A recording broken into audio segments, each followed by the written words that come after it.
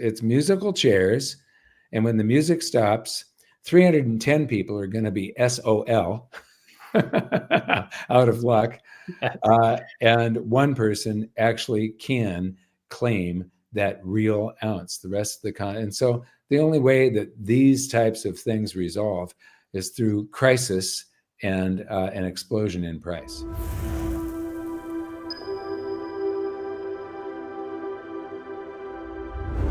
Hi, it's Mike and Alan again, and this video is about the absurd, ridiculous, absolutely insane undervaluation of silver. Alan, what have you got? Does that make sense to you? Yeah, absolutely, especially when we put it in a historical context, and that's exactly what this video is about. So really, it's all about the gold-silver ratio throughout history. We can see from the last 5,000 years that there was a particular range that this ratio tended to fall in. And lately, the last few decades, we are so far outside that range that it's hard to fathom how we even got there. But we're certainly going to have to revert sooner rather than later. Yeah, actually, it's more like a century and a half, really, that it's been out of whack. Yeah, I guess it depends. We're gonna see all the dates, and we can talk about it. So it depends what you think is normal or not, and so forth. So it's hopefully a healthy discussion here. Well, so take it away. All right, perfect. What I wanted to start with is this infographic that has been circulating around Twitter lately. The gold to silver ratio through history. And you can see that back in ancient Egypt, the ratio was, single digits, 1 to 2, 1 to 3, 1 to 10, something like that. Or sometimes we say 10 to 1, 10 to 3. And it sort of hovered around 15 to 1, something like that throughout the last 5,000 years for most of it. And today we're living in clown world. It's up near 90 to 1. I checked earlier today, it was 84 to 1, something like that. Yeah. So it's and during COVID, it hit 120. I made a big purchase of silver when silver dropped big time at the very beginning, and I can't remember the price that it went to, but I was able to load up using the ratio as my guide. Yeah, I love it. So I thought we could go back and take a look at this ratio and see why it has been in a certain range for so many years and Excellent. Why it might be different now. Well, I found this wonderful article from the Cambridge University Press, Gold and Silver Relative Values in the Ancient Past. And this was published about a year ago. And they documented more than 200 relative values of gold and silver across almost 3,000 years. So this is incredible. I mean, they found sources from clay tablets and stone engravings and papyrus and just anything they could get their hands on. And they compiled a whole bunch of charts, and I have two of them I want to share with you today. The first one is this. It sort of summarizes the gold to silver ratio, which is what we're seeing on the y-axis, across the whole time span that they looked at from 3000 BC to about 400 AD. And they have all these different sources, each represented by this shape here. And we've got the Near East, Egypt, Greece, and Rome. And so you can see that this entire chart spans a gold-silver ratio of 0 to 25. And the highest data point, which is certainly an outlier, was about 21. Ordinarily, the ratio, single digits for the first few thousand years, and then moving up to about, between 10 and 15 to 1. So, when you look at this, Mike, what do you see? Well, Egypt is the only one that goes across the entire graph. It spans the entire time period. But I do see that in the ancient world, before gold and silver became money, before they became fungible, when it was little scraps, bits and bobs left over from refining and making artwork or religious objects or something like that. They were trading these. They were being used as a medium of exchange, but they weren't fungible. You had to weigh, and every one of them, if you're buying something with it, you're doing a trade, you had to weigh the precious metals, and then the seller had to take a guess as to the purity. So it made trade was not, it was the invention of money that made trade easy once it became fungible. Same purities, same weights. And you can see that for some reason, when it comes to international trade happening and gold and silver being money, so it's being taken on ships, certain weights and purities, and it's getting distributed all through these countries. It goes up and it's all grouped together at that point. Yeah, right, exactly. So, yeah. Yeah, very cool. And something I notice here, all these green circles, this is Greece. It's interesting how many of them are happening at the same time. So you could draw a vertical line through them at so many different Yeah. points. Huh. And basically all those different ratios are happening at the same point in time. So, as low as 9-1, as high as 15 or 16-1. So I find this very interesting. It kind of suggests that there is a band or a range that Yeah. could seem reasonable. It's not Yeah. necessarily that there's one true number. There's a range that's reasonable. Do you see the three that overlap that are right at 10? I believe that Alexander the Great, the average there you can see had been, well, there's clusters going on for 13, 14-1. And he just thought that the exchange rates floating were silly, and he made a declaration that it's going to be 10-1, and it didn't last. It couldn't. The free market always overwhelms any government dictate. Yes, and that is going to be a recurring theme throughout this video, is that there's all kinds of government dictates, but eventually the free market will overwhelm them. And that's sort of the big opportunity here with silver. So there's sort of one question that emerges from this chart, which is why does Egypt have so many markings down here around 3-1, 3-1, 2-1, yeah.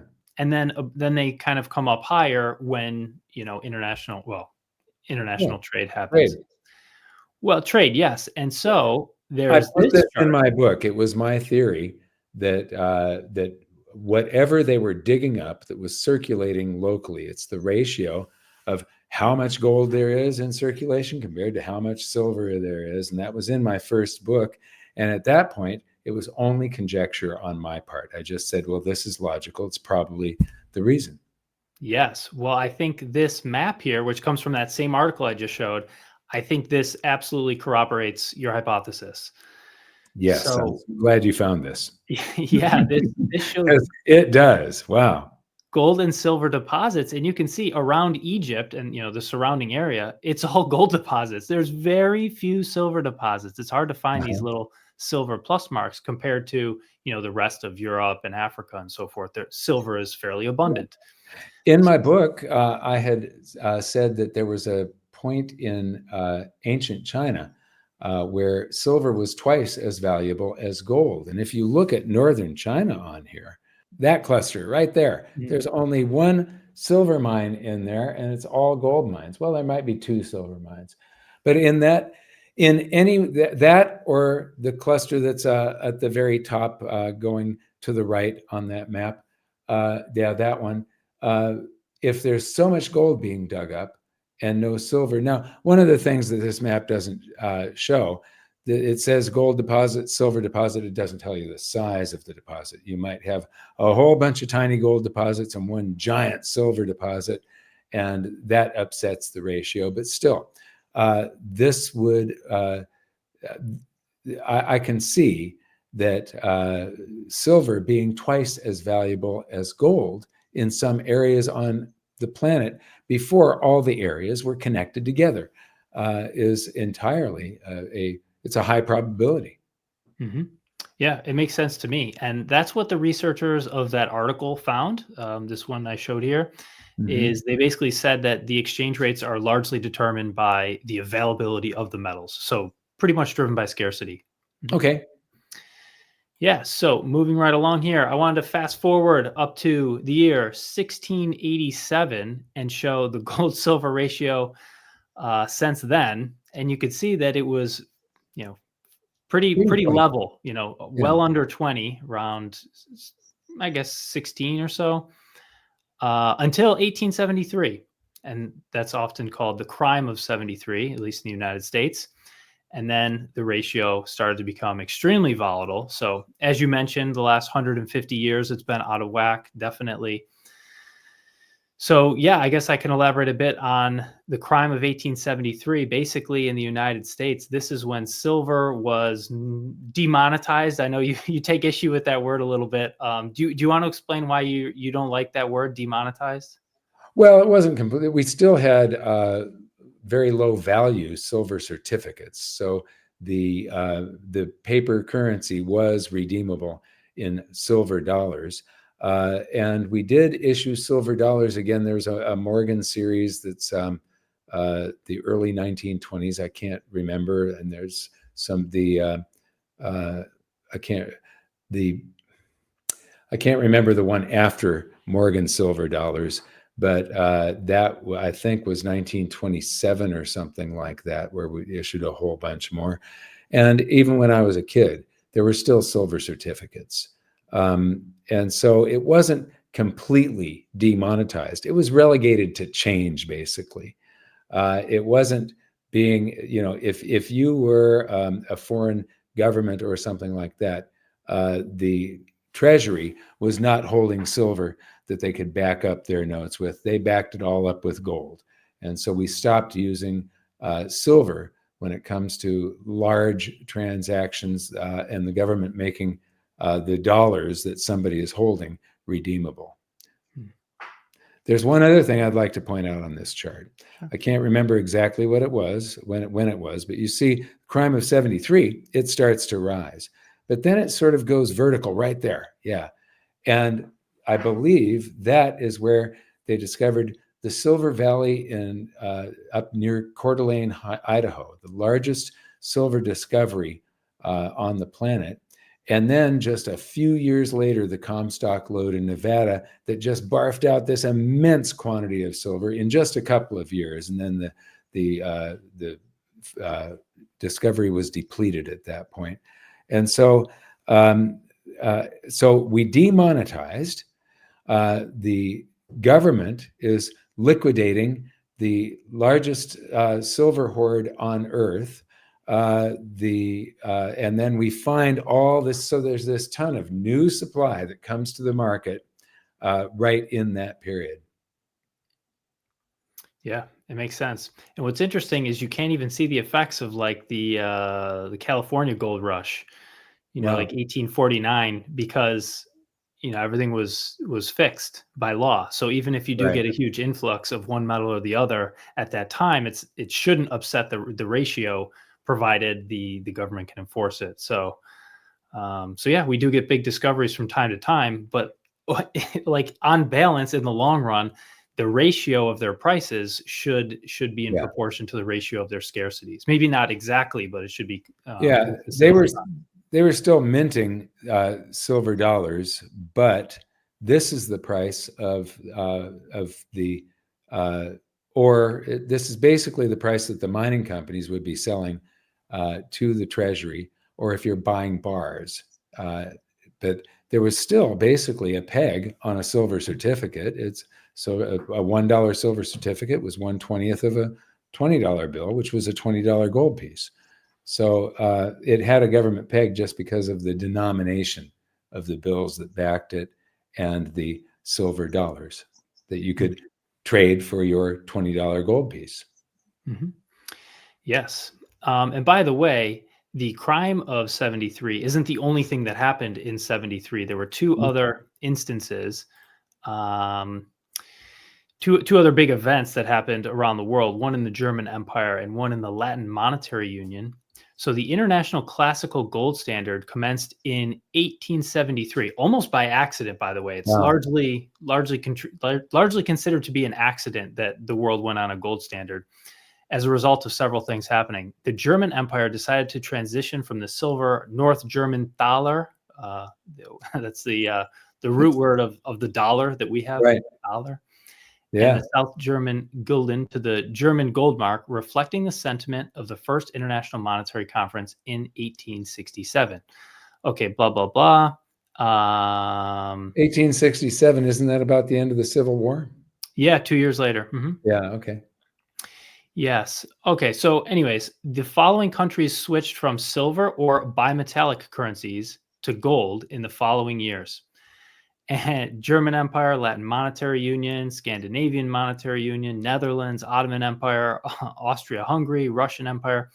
And I also highlighted the gold silver ratio in red boxes. And you can see that it's about 15 in all these different places, 18 in Austria-Hungary, and Russia 23, a bit of an outlier there.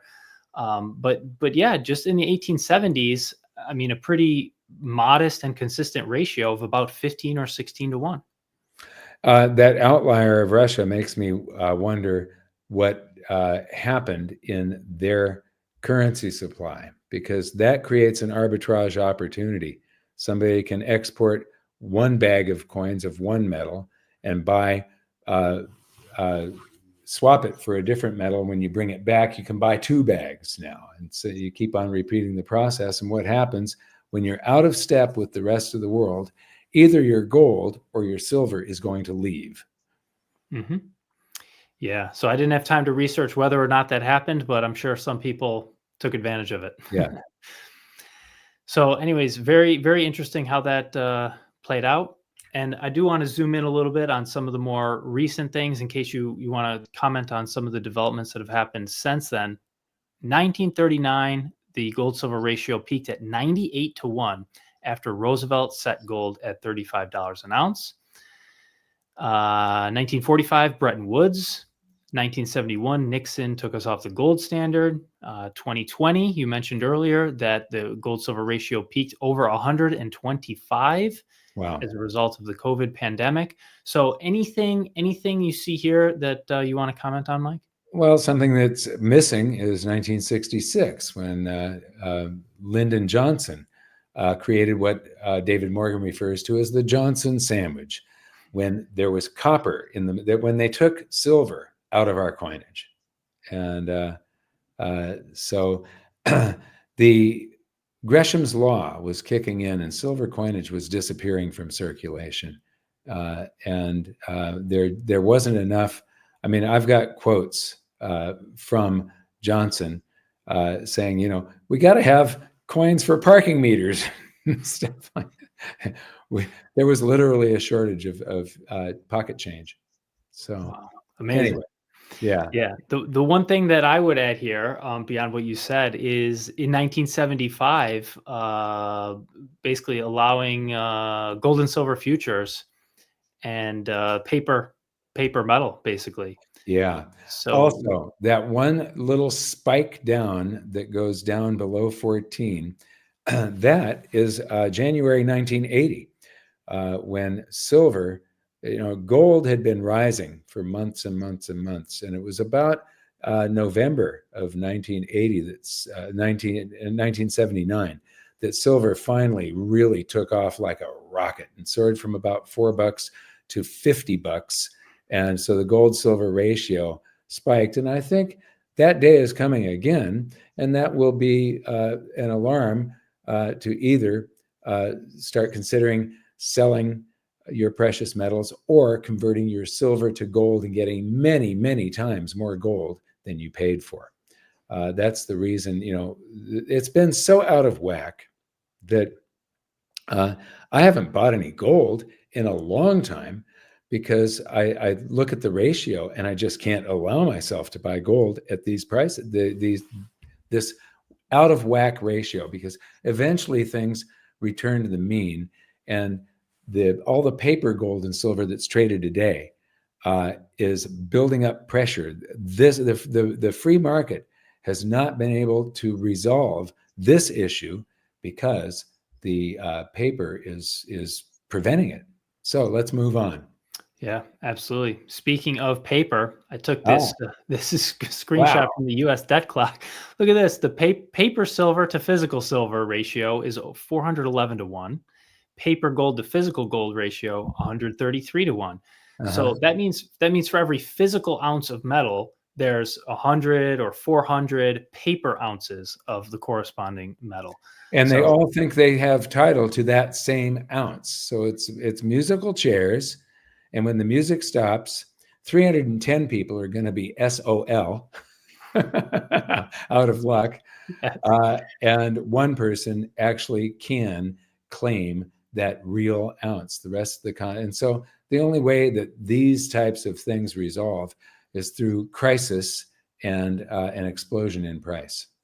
Yeah, exactly. So not only does this show that the silver market is probably 3 times as manipulated or potentially price suppressed as gold, but they both collectively are, trading as if they have 100 times greater supply than they really do. So the price is going to have to adjust once people realize that paper metal is not the same as actual metal. Right, right. It's not even because of this ratio, it's not even a claim on the actual metal. It's a fraud, is what it is. Yeah. Yeah, I agree. So, speaking of the opportunity at hand here, there is a 4-year chart of gold and a 4-year chart of silver, and they both are forming a 4-year parabolic base, which is kind of cool, kind of beautiful, and kind of rare. And kind of bullish. Very, very bullish. Kind of bullish. That's an understatement. This is Right, extremely bullish. Yeah, this right. is not only a gorgeous chart, it is also a very unusual setup with gold and silver looking this similar. And if they are to hold the trend line, the way is up. Yeah. So yeah.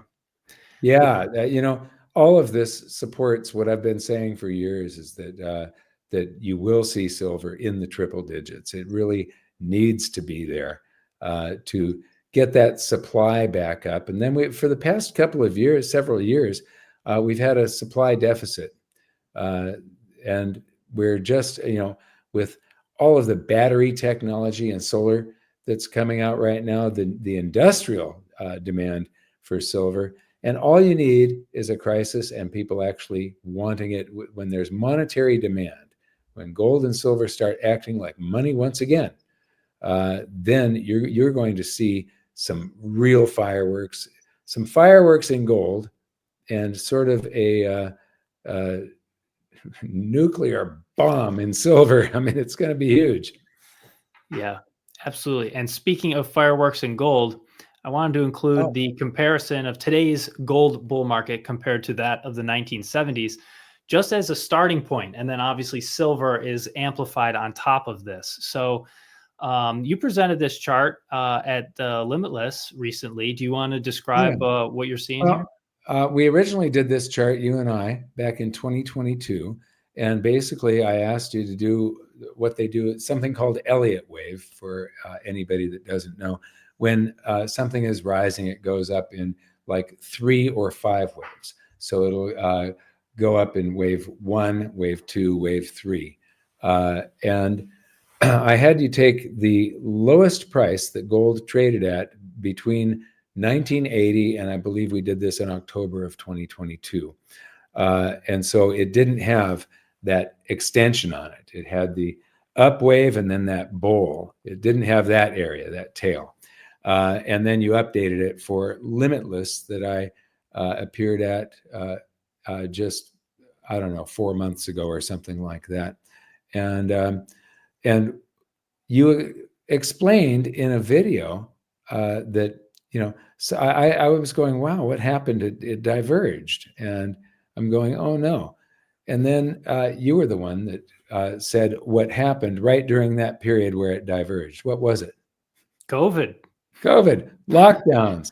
Yeah. And then the creation of tons of currency. And I believe that this is this suppression that you just talked about, all those frames that we just covered, that information. This is storing energy. You can't print as much currency as we've printed without this reacting somehow. The quantity of currency that was created for, from 2008 until today, but especially when COVID hit, that should have gone vertical, and it didn't. And so if it's storing energy, I think it's going to, just so that people can get a grasp on this again. The blue scales on the right side and the bottom is the 1970s bull market, and that's the blue line. And then the orange scales, the gold colored scales on the top and on the right hand scale, that is the present day. And what you had to do to get that, it's 1970, August 15th, 71, and 1999 was the lowest price that gold hit between 1980 and today. And so we took those two lows that were there, lined them up, and then you took the highs from 1970 and you squeezed today over. And so if people look at the bottom time scale and the top time scale, the bottom time scale is just 2 years at a time. And then we've got on the top scale, we've got 4 years per measurement, and the measurements are actually closer. So we had to squeeze time. And then we found that we had to squeeze the amplitude by a factor of 1.6 to be able to fit this in there. And so if this goes up to match the, you're talking about close to $10,000 an ounce on this, but I think it's going to blow past it because of all this stored energy. So you're talking about some real fireworks. Yeah, absolutely. So just to kind of bring it all home, if we're at a price today of about 2,600, 2,700, if it repeats what it did in the 1970s, even with some kind of a lag here, we are talking about $9,000 or $10,000 an ounce gold. So that's, call it a 4x in the price. And looking at the gold silver ratio, which we've been looking at throughout this whole video, that probably should move by a factor of 4 or 5 relative to gold to come back into alignment. Right. So yeah. So if gold is moving by a factor of 4 and silver moving by a factor of 4 times that, we're talking 16x in the price of silver. In order to bring all these ratios back into balance, there's a tremendous opportunity here. Yes, there is. So I want to thank you for all of this data. And for the audience, please like, subscribe, hit that notification bell. That helps us spread the word. I want to thank everybody for watching, and thank you, Alan. Thanks, Mike.